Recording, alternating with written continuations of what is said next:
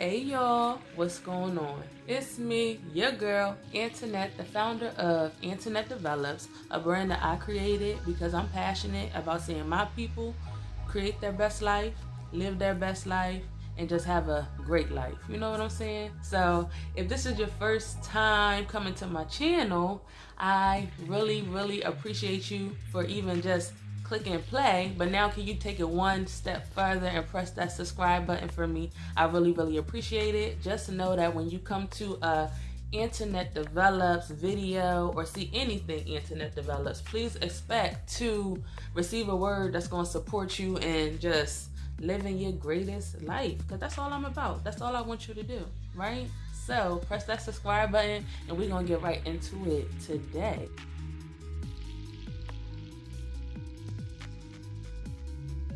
Today I wanted to come and talk to y'all about really something that's been on my mind for a while, but the chain of events that has occurred in Wilmington, Delaware, that's where I'm from, has really ignited me to really come forth with this video. And today's video is about really sharing some ways in which we as Black parents can save our children. We have to save our children, y'all. It is so serious out here. It is so serious out here, and if we as Black parents don't step up and do what we gotta do as parents, the world is gonna gobble our kids up. These kids are out here raising themselves. You know why? Because the parents gotta work and the parents got their own stuff going on. We done had these kids too young, and mama still gotta have a life too, daddy gotta have a life too, and then where does that leave the kids?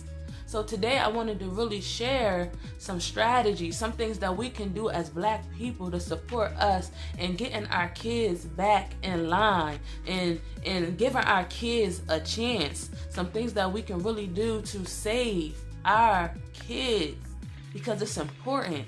We have to. It's on us. We are the parents. It's power in parenting. Do you hear me? It is power in parenting, and we can't be playing around, not with these kids, because they out here and they into too much. They killing, they thieving, they being promiscuous, they having babies, they doing the most out here. And it's on a whole nother level than what we was doing 15 years ago. It's like a whole nother level. So we got to get our kids back in line, and it starts in the home. And I want to go ahead and start with the video, right?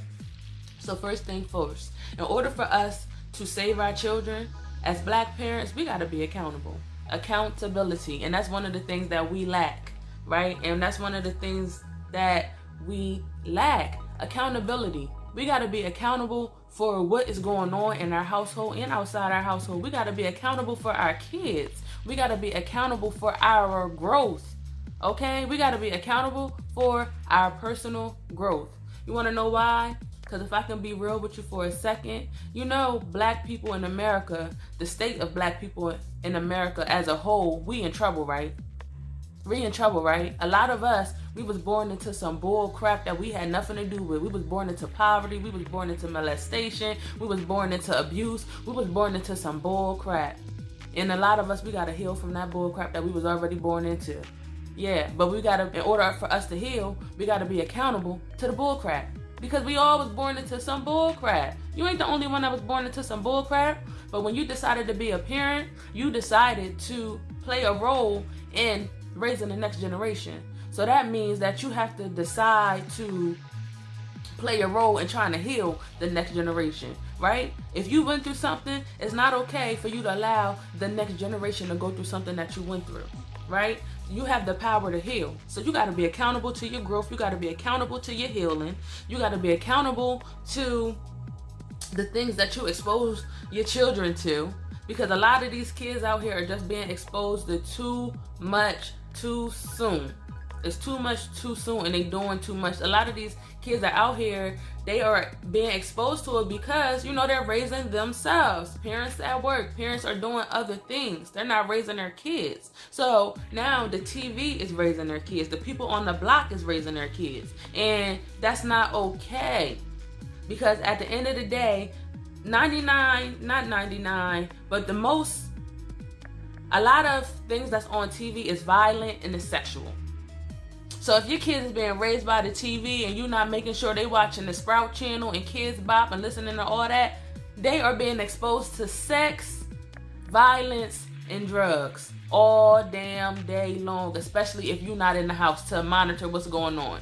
And then they go out into the community, and now they are exposed to sex, drugs, and violence all damn day long in the community as well. So if we don't have a parent in the household that's going to combat the sex, the violence, and the drugs, our kids are going to end up with sex, violence, and drugs, period.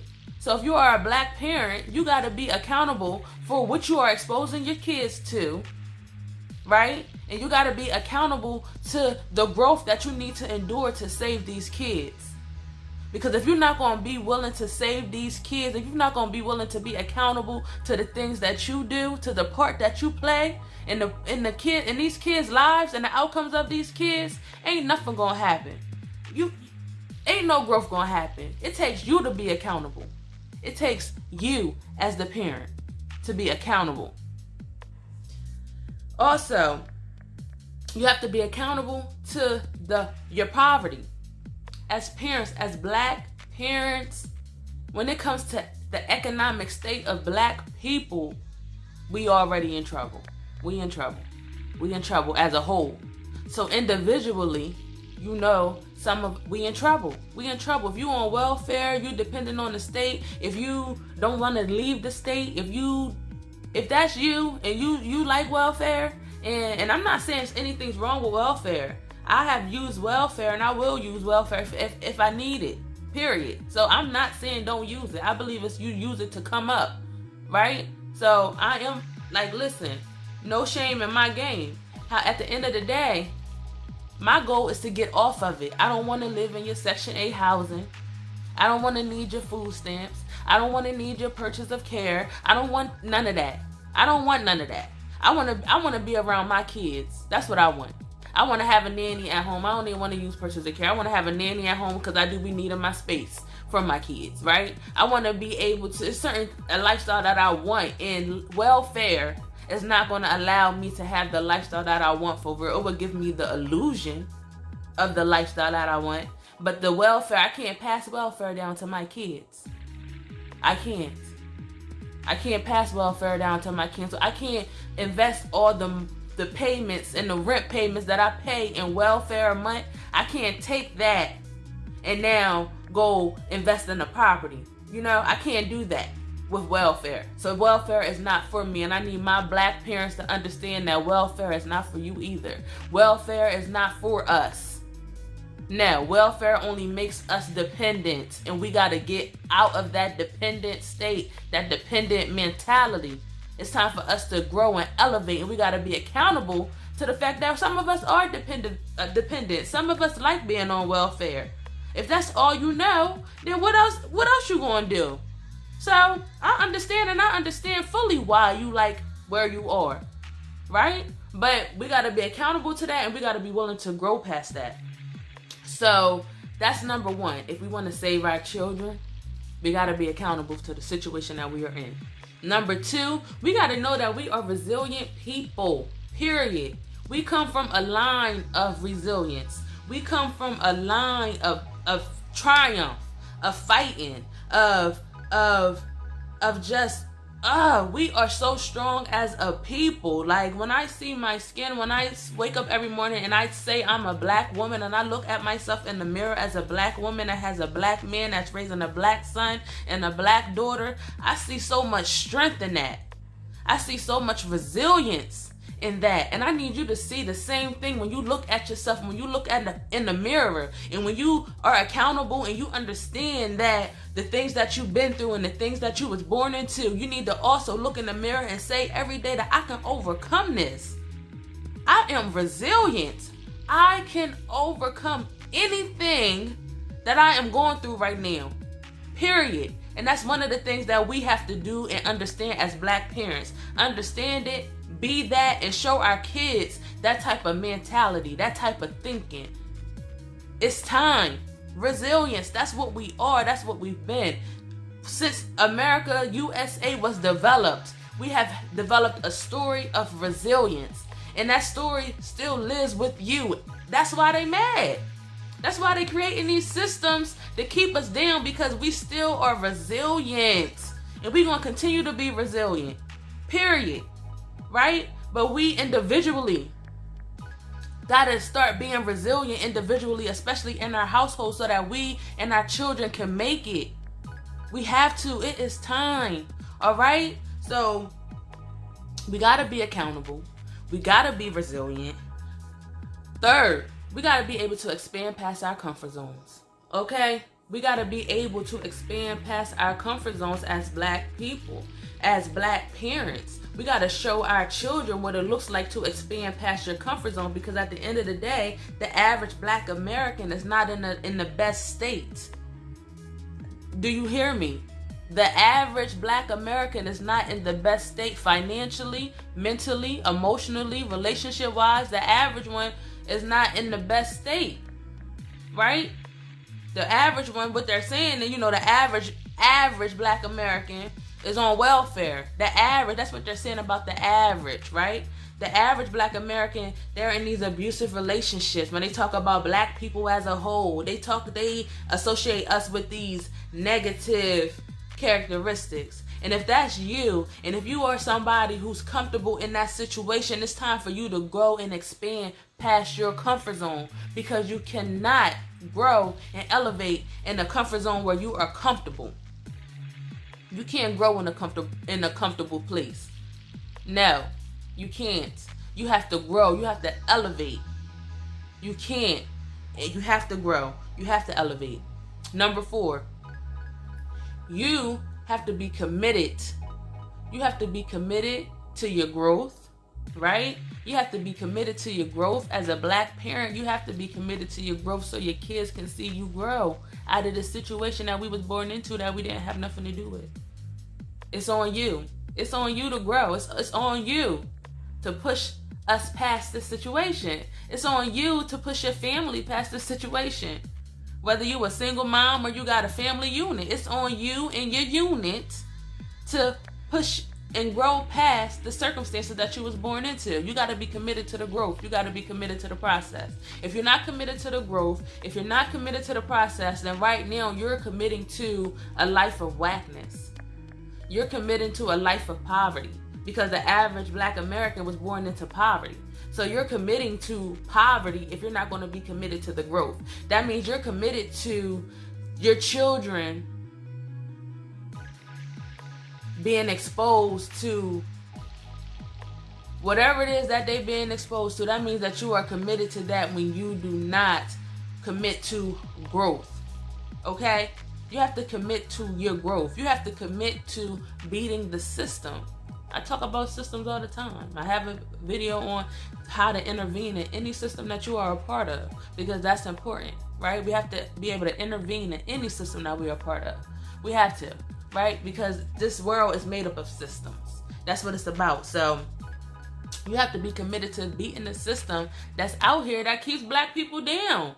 It's a system out here. That's not no game. That's not no, the white man talk. That's not that. It's literally a system out here. Know the system, and you got to be able to intervene in the system so that you can win. Because if you don't intervene in the system, you're going to be the people out here that always got an excuse. And don't nobody got time for your excuses. We all got a story. We all been through some things, right? We all been through some things. It's some people that's been through things worse than you. No matter what you've been through, it's somebody that's been through something worse than you. So don't nobody care about your stories. Don't nobody care about what you've been through. Well, you know what we want to hear about? How you overcame it. Because just like you've been through a lot of things, a lot of people been through a lot of things, and a lot of people overcame a lot of things, a lot of terror, a lot of trauma. So for you to be stuck in yours, don't nobody got no sympathy for you. Listen to me. Don't nobody have no sympathy for somebody that want to be stuck in their trauma and their drama. If you working through it and you trying to get through it, I respect that. But if you just want to sit there and sulk and think somebody's supposed to feel some type of way because you got molested, because you lost your mom, you lost your dad, because you don't got no baby daddy, or your baby mama ain't ish, or whatever.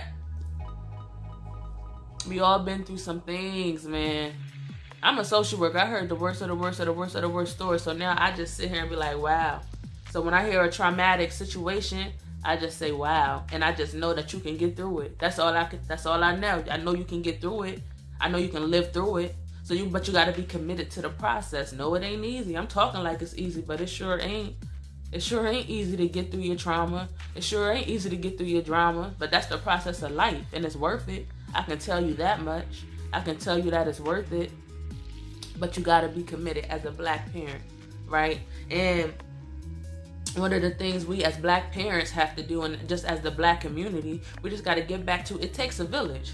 It takes a village to raise these kids. You got to be happy when somebody can come to you, and if they see your child doing something wrong and somebody knock on your door and say, Mr. So-and-so or Mr. So-and-so, your child was doing this, you welcome that.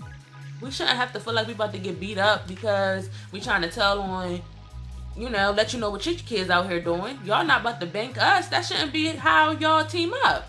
Like, the adults got to be able to team up. The parents and the kids can't be teaming up like that. We got to come together as a community and raise these kids. I know a lot of the issues is that we are having these kids too young. So when you have kids too young, the lines get twisted. Because if your child is 0, you 13, your mom 26, y'all just all together. Your grandma 39, and it just keep going and going. Y'all all just together and together. Y'all not raised us no wisdom being passed down in your lineage, right? But we got to take it back to it takes a village. That's a whole different other conversation. But take it back to it takes a village. And then, last but not least, these kids need consequences.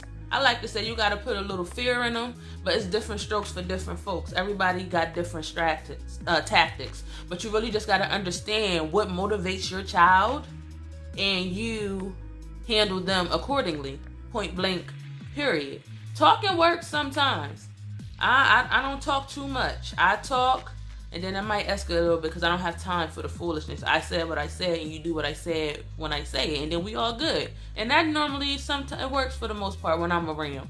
Now, it was a situation, right? And this is why I'm saying that kids need consequences. Because one time, my son, and I say my son, he's the best son ever, okay? My son is the best son ever. But, he's still a boy, and he's still a child. He was in school, he was acting up one day. And I talked to him. He went to school, he acted up again. Talked to him, went to school, act up again. He was having a week.